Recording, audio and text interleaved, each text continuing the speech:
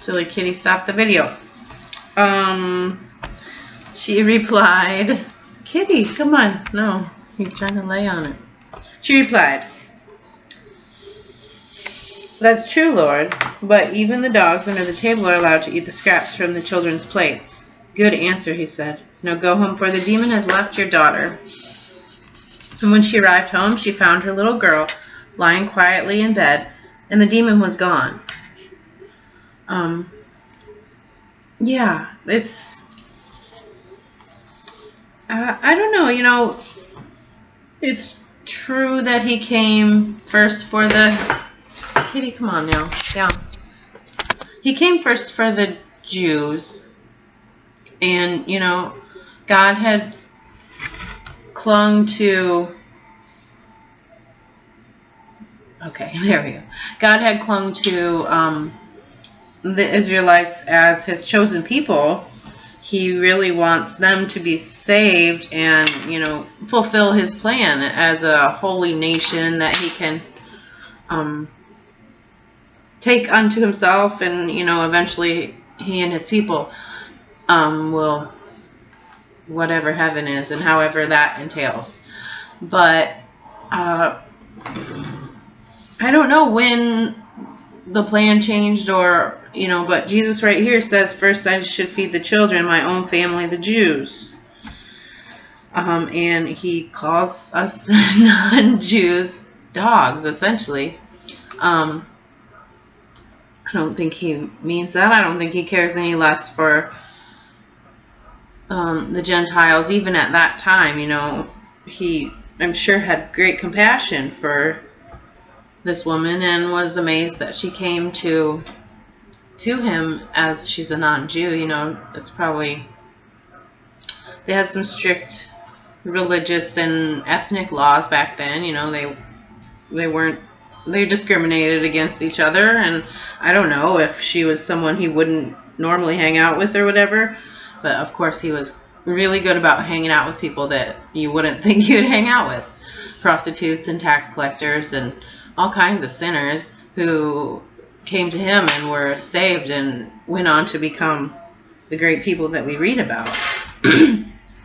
So, right, she's not a Jew, and her daughter is healed, and that is amazing and wonderful. And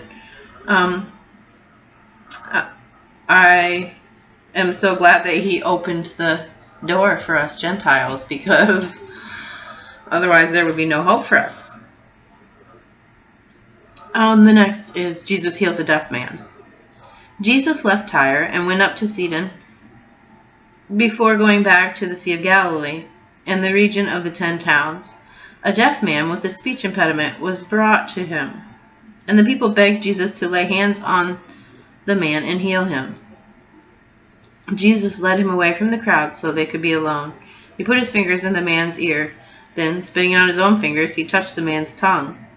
Look up to heaven, he sighed and said, looking up to heaven, he sighed and said, Ephatha, which means be opened.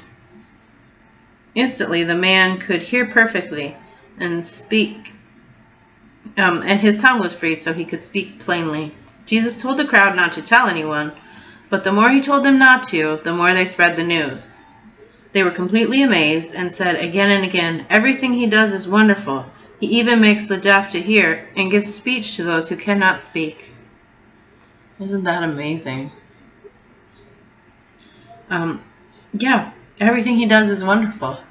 He gives the mute speech, and he gives the deaf hearing, and he saves us from ourselves, and he is everything we need. I think it's just so powerful to read these words and imagine yourself in that place, being one of that crowd. Because that's what the Bible is for. That's what we're supposed to do. This is real stories, real accounts of these men's experiences with Christ. What more could we want than to hear that? And then go out in the world and share your story, your Mark chapter 6, or your Colleen chapter 25, or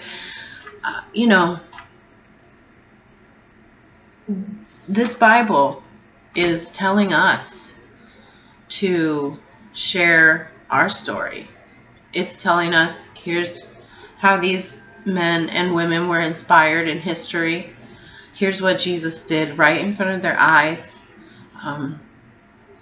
Still, it's so crazy for me to believe that, here's chapter 7, and he's saying, don't tell them. They're just like, oh, wow, he's so wonderful. We have to tell everyone. He's so great. And, just a few chapters later, they're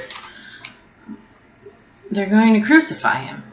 And it's a crazy turn, And I think he says, don't tell anyone. I always wondered why he says that.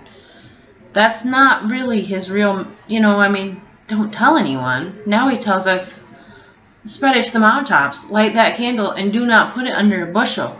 Share that light. Be the salt and light of the earth. Why does he say, don't tell anyone? I don't know. I guess I have to ask my pastor or something. My theory is that he knows that the more his fame grows, the more danger to his life.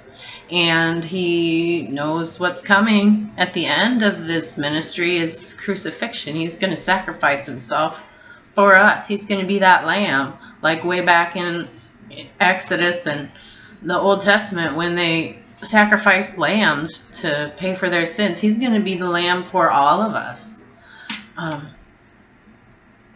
think he might be trying to delay that, trying to do more work here before he leaves, and trying to strengthen our faith. Just be more with us.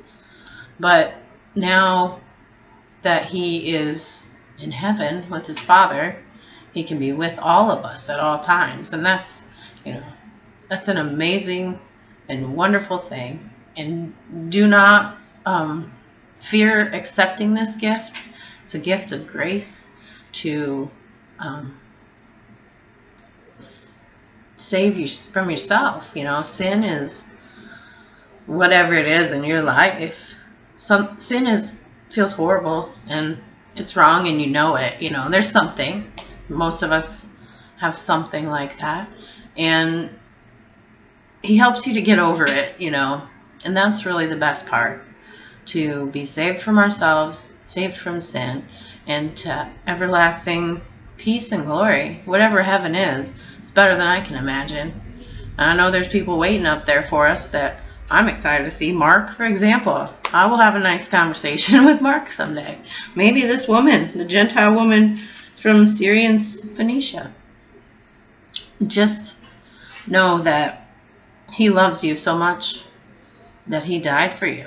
He loves you as much as any of these people that he's walking with right here. And he just wants you to take that cornerstone of faith. Believe in him and build on that. And your life will be more abundant and fulfilling than you could ever imagine.